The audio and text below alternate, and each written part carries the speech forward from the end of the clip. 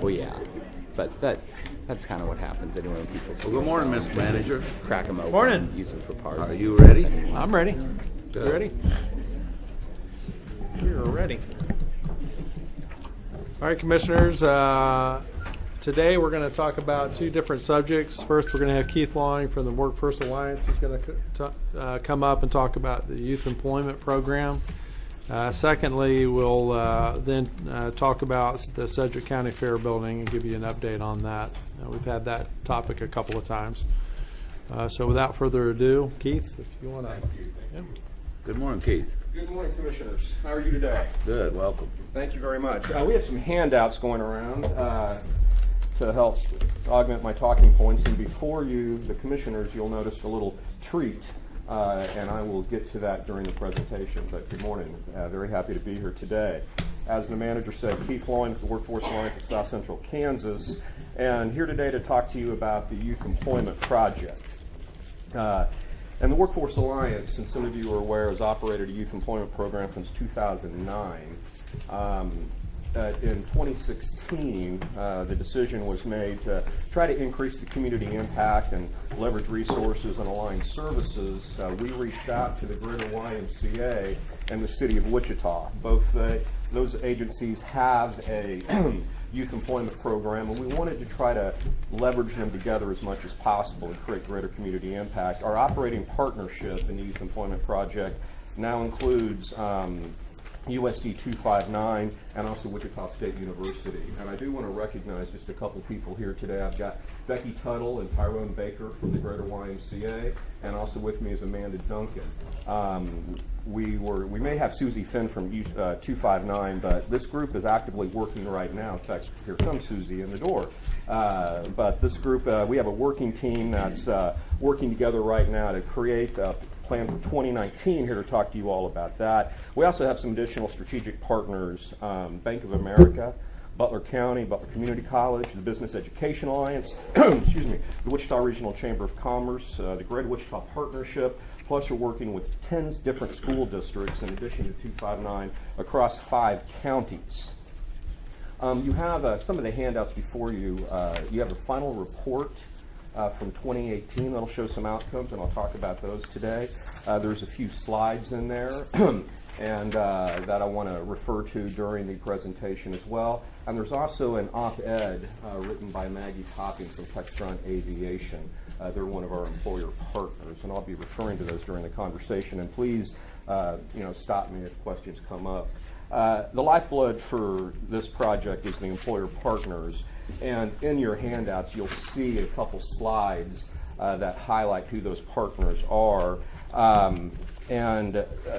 We looked at best practices when we were putting this together, and there's obviously a lot of youth employment programs across the country, and two elements really stood out. Made us try to design our program around that. One is the engagement of business, and you can see from the handouts in front of you that we've had definite strong business engagement.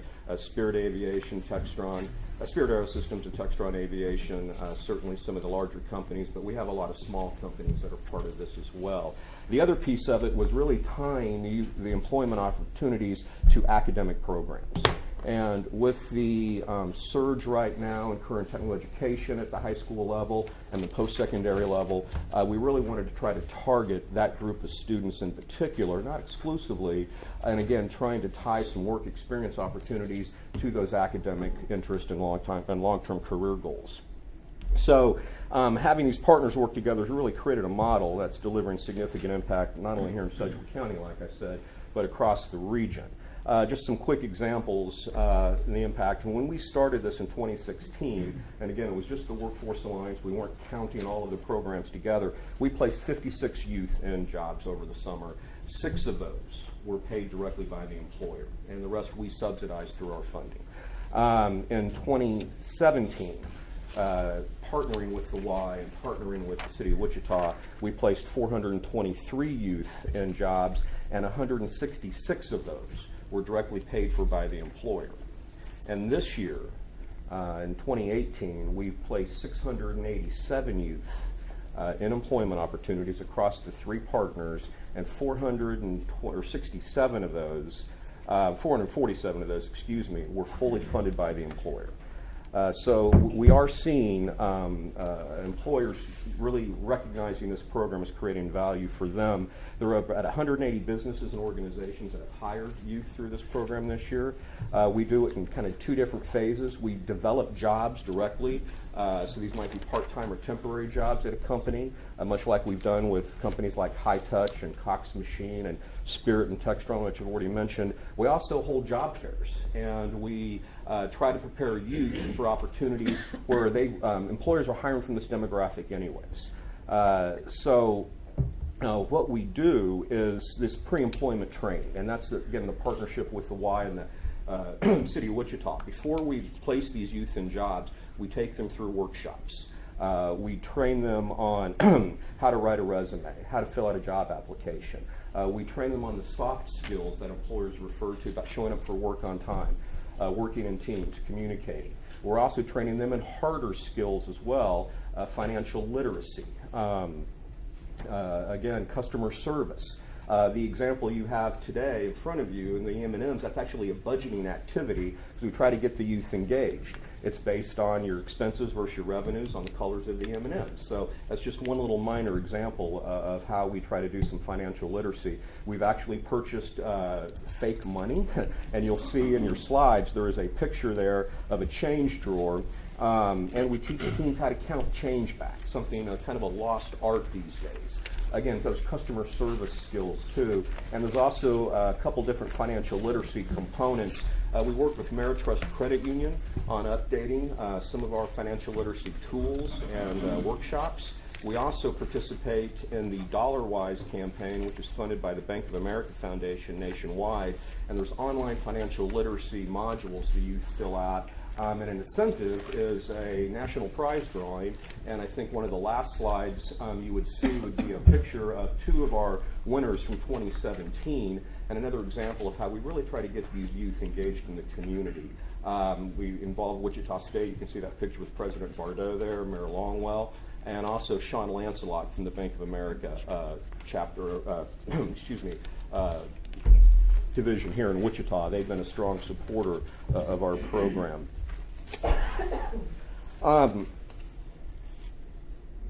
The budget for YEP, it's all of us leveraging our resources together. So there's not a single operating budget, but for sustainability, the key is employer support. And as I've mentioned earlier, the growth of these non-subsidized placements demonstrates the business community sees value in YEP. We really want to try to grow that. We think there's a lot more potential out there than what we've reached to date. And again, by having more employers pay wages directly for the job placements, this project can be grown and can be sustained. The funds we're talking to you about today, and the request is a matching grant to us. The City of Wichita would be matching, but the funds would be leveraged into the operating processes that we are bringing to the table, and they're really going to help us on the marketing and the outreach.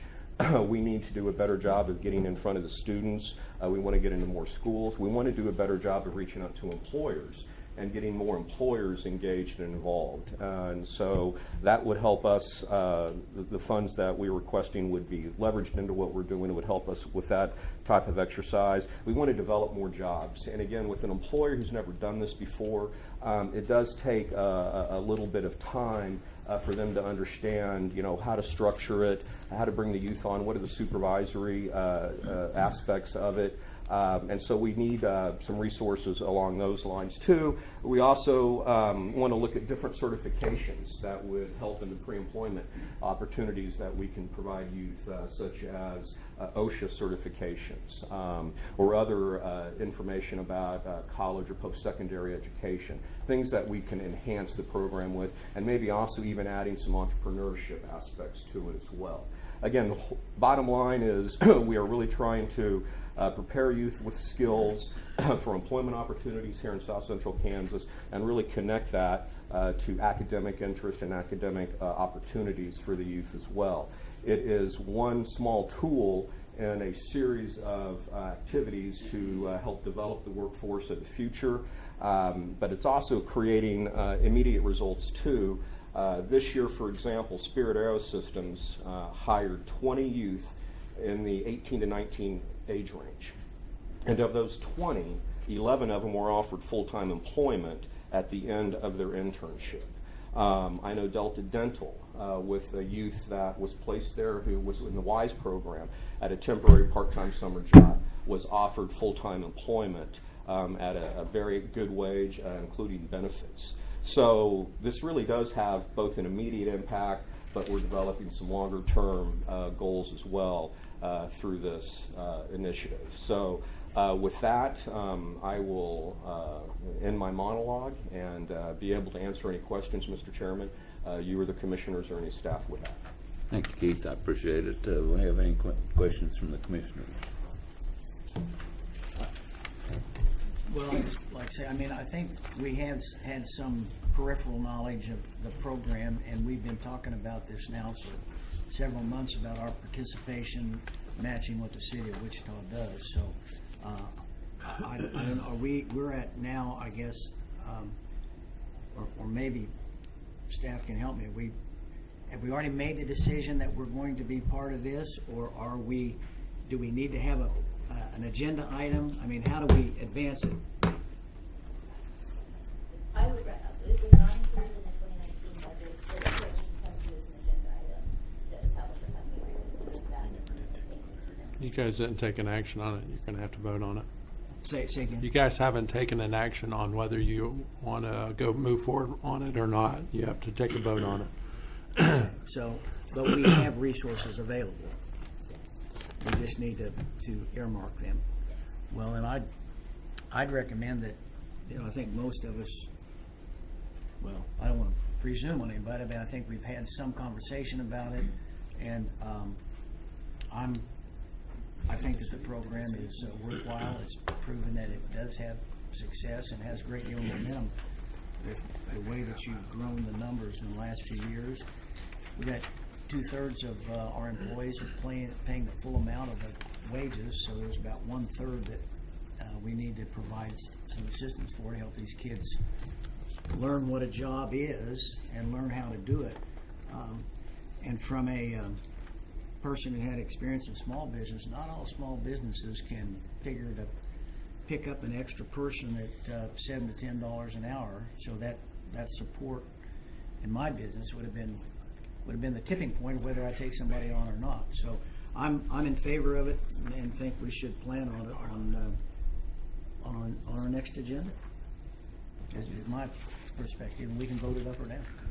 Commissioner Ransell. Well, I would say if there's been an ongoing discussion on this for months, I guess I haven't been involved in that. I do remember a brief conversation in a staff meeting where we said we were going to need a lot more information. This is the first information I've received that I can recall. I'd like some detailed budget information as far as what the existing budget is, where the money comes from. I understand there's an ongoing grant or program from the federal government. I'd like to see the scope and intent and purpose of that particular grant and what they expect there. I need some more details. And, I mean, to vote on it after the first time I've got any substantive information would be a bit of a rush, I would think. But I have a lot more questions, actually.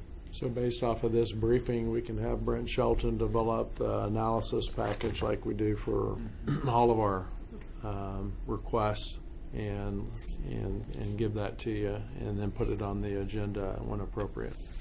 Yeah, I don't want to circumvent our processes that we've been trying to put in place in the past. Other questions? And once you get some budget stuff and information, I don't know if Lindsay will look at Well, it. and I I have think- somebody come talk to me, and I may have some more questions. And Commissioner, I'll get you some detail on that, but I can just tell you the Workforce Alliance, for this particular initiative, our budget, and it's kind of a sub-budget within a larger budget, that's $458,000, and that's a combination of some of the federal dollars you mentioned, but there's also proceeds that we leverage in there from a golf tournament that the Workforce Alliance hosts. This year we had a grant from the Bank of America Foundation for $50,000 and also a grant from Butler County for $5,000. But I can break some of that stuff down. The other partner, Itemized revenue and expenses. Would yeah, be and nice. I can break some of that down. But the other partners, for example, the city of Wichita leverages their CSBG funding into what they do, and I couldn't necessarily speak to that in detail, but I know that's around $200,000.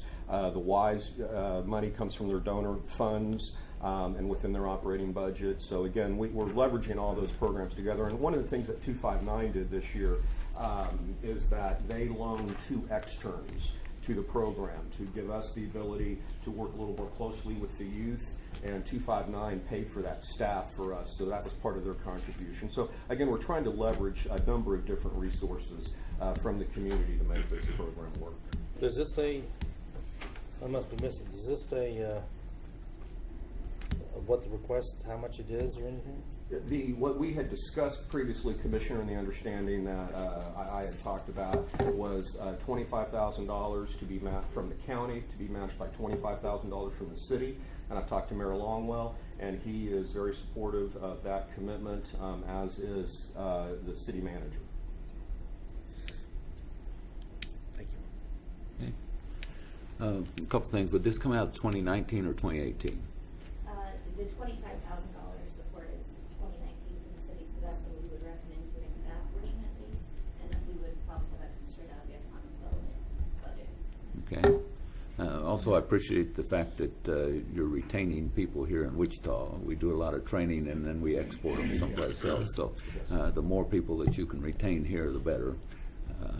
That's certainly one of our goals, Commissioner. Another thing I probably screwed up, and I sent over to Jeff Fleur and I sent it over to Gary Plummer some information about a Midwest Workforce Summit that's coming up in January up in Topeka. Yeah. And did you get a copy of that? Yes, I did, and I am registered. We got a couple of my staff and some of my board members are planning to attend that. That's actually, that's an annual event that they've changed the model a little bit this year, so it's a little more comprehensive, and they're really talking more about some ag development and ag jobs this year than they've done before, but I do plan to be there for that event. Okay, good. When you started talking, I said, wow, I sent that to 2 people and forgot you, and so I apologize for not doing that. Anything I get in the future, I'll make sure that I remember to info you on it too, but I do plan on attending that also. So. Okay. Any other questions?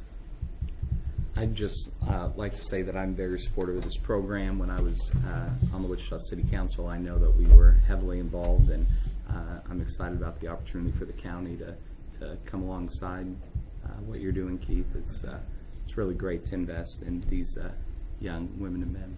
Thank you very much, Commissioner. Appreciate that. Anything else? Ain't nothing. Keith, thank you for coming. Thank you all for being here. We appreciate it very much. Appreciate it. Thank you all. Thank you, Commander. Appreciate it. All right, thanks, Keith. Next, we'll have Tanya Cole and Valerie Castor give an update on the Sedgwick County Fair building. Good. Thank you. Commissioners, in August, Valerie Castor, Project Services Manager, was here to give a presentation on the fair building after she and a couple of MAPC inspectors had come through the building. She is now here to give us an update on the current structure of the building and if that can be some upgrades, as well as costs for the building. And I believe Mr. Brett Albers is here also with the Sedgwick County Fair Association. So I'll hand it over to Valerie. Good. Hi. I don't know how much everybody remembers from my last presentation. It's been a while. So I didn't want to give you the whole shebang all over again. I just put a couple slides together. And this is a summary of the existing building that we looked at. There was water penetration visible on the roof, siding, and doors.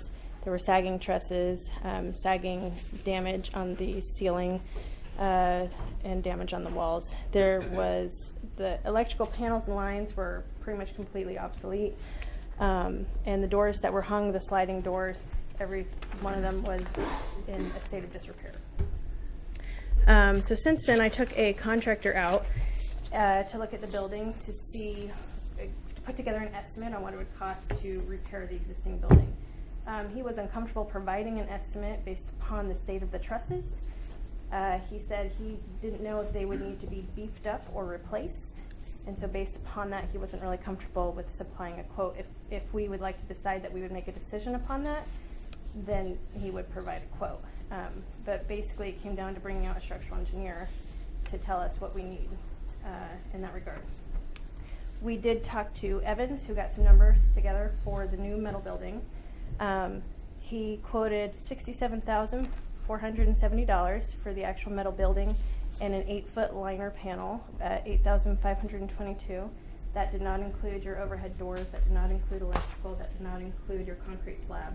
The concrete in that was only for the foundation for the building. And that was to purchase and install the building. And then I came up with some of my own numbers just from previous projects we've worked on in the county. For the slab on grade that we would have to do about 4,000 square feet of concrete, and that would be about $20,000, give or take. My numbers are pretty conservative. The 2 overhead doors are about $15,000 to purchase and install, and the electrical would be approximately $21,000. Mr. Albers pulled some other numbers on his own. His were a little bit higher than mine. He probably went in a little more detail. So he's here if anybody has any questions for him as well. Good. And that's my slides. Do we have any questions? The doors are not considered part of the building? They are not. Okay. The overhead doors are not. And there is no, it's a dirt floor now? Dirt. It would be a dirt floor, yes. No slab. Okay, just want to make sure. I mean, the existing floor is dirt, is that right? Well, this would be for a new building. So, oh no, the existing floor in the existing building is concrete. That's correct. I'm sorry. Yes. The existing building, because we're talking about 2 different buildings. Oh. This would be the price for a new building. Sorry, did I talk too fast? I do that. This would be the cost for a new building, the $67,470. That'd be an all-new steel building, 50 by 80, similar to the one that they have now. It would have an 8-foot metal liner on the inside with insulation, and it would have downspouts, man doors, but no overhead doors, no slab on grade, and no electrical. So all that would have to be purchased after the fact. Okay, so we're not putting this up in the same site as the old building? This would be in the same site. Same site, so it's got to be torn down. Mm-hmm. And that's not included in these numbers, the demolition? The demolition is not included, no. Okay. And so is the fair organization planning on handling that cost? We, and Andy Riggs is with me here too. We're on the executive board. But yes, the fair traditionally we have a great group of volunteers, and we've traditionally been able to do a lot of things around the fairgrounds without requesting additional funds. So what we're really looking to do is to find out, what assistance we can get, and then we can fill in the gaps. Okay. We got a lot of folks that have excavators and stuff around town, a couple, 2 or 3 different outfits, and sometimes I think those guys really enjoy tearing stuff down. So we've got ability to get some of that help. Some things that sometimes are hard for us to escape, though, from a cost standpoint, are things like fuel and the actual concrete and the actual overhead doors and stuff like that. A lot of times labor, we can round that up, but hard material costs sometimes is what we struggle to cover as a fair association. So in our first conversation, it seemed like, or maybe my memory's bad, but I thought we were talking in the $80,000 to $100,000 is what the ask was. Is your ask 132, or you're just putting that down as this? Well, here's what happened with that. When this whole thing started, it was I think this is what it might cost. I didn't have any data. Andy didn't have any data. We were just kind of going off of past projects and things, but some of those projects were 10 years old. And so we were kind of shooting from the hip. Okay. I usually don't like doing that because it can set up a situation like this where it looks like it's flipped around. But really the 80 to 100 that was discussed, we were in large part guessing because we didn't know what the building was actually going to cost us. We didn't know some of these other pieces. Yeah. And obviously we want to try to do our part to keep this as minimal as possible. We're just looking to get this building, addressed. It's was built in 1954, I believe, and over the years, it's gotten to a point where you just can't keep up with it, and we're holding it together with paint and nails the best we can.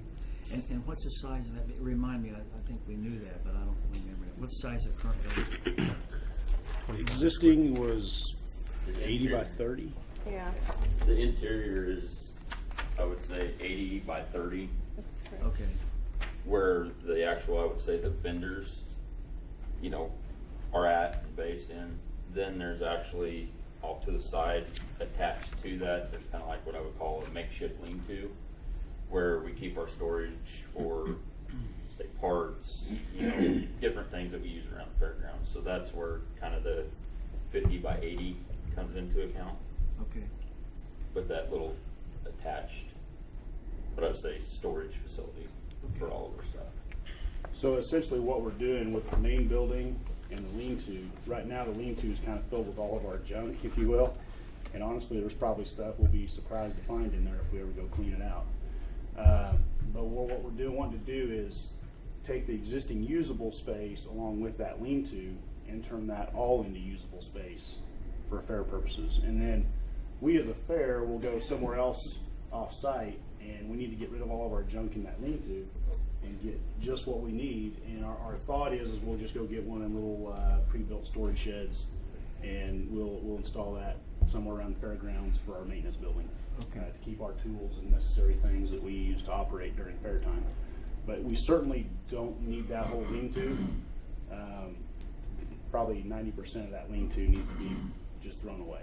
It's just an accumulation of decades of stuff. And if she's got this pulled up, sorry. Okay.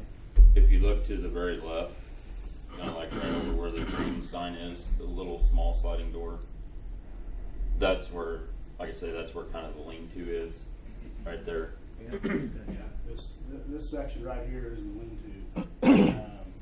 From about right here all the way over is the usable space. So the building on the right, is it 50 by 80? That's great. Yes. Yeah. And our thought is to do an identical, just for looks on fairgrounds, to do something similar to that. So that you have two buildings that look similar in nature.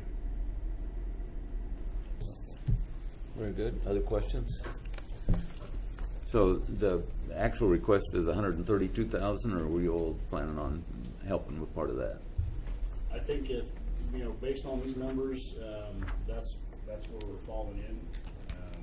So yeah, it's a little higher than what we originally thought. But you know, again, we're trying to do it right too. And we didn't include some of the demolition. I think we can get some of that. You know, we can get that taken care of. And I think I'll go out on a limb here, and Andy will smack me maybe when we're done. But I think we might be able to come in under budget on that as well. Again, we have a good group of folks, but I always want to hope for the best and plan for the worst. So that's kind of where we're at. I've had some conversation with some folks, some overhead door companies, things like that. There might be some opportunities there for us to get, you know, some discounted stuff in return for putting their name on it or something like that. But those are just unknowns right now. We haven't gone down that road completely without knowing where this whole project was going.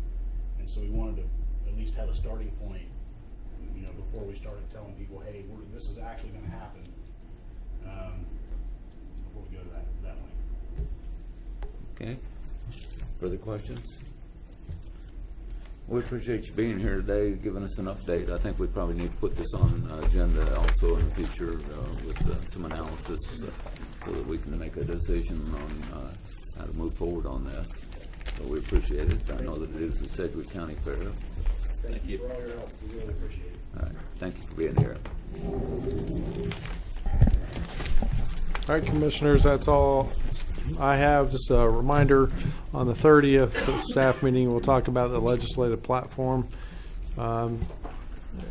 Eric and I and the executive team will meet today, this afternoon, to talk about that and start preparing for that.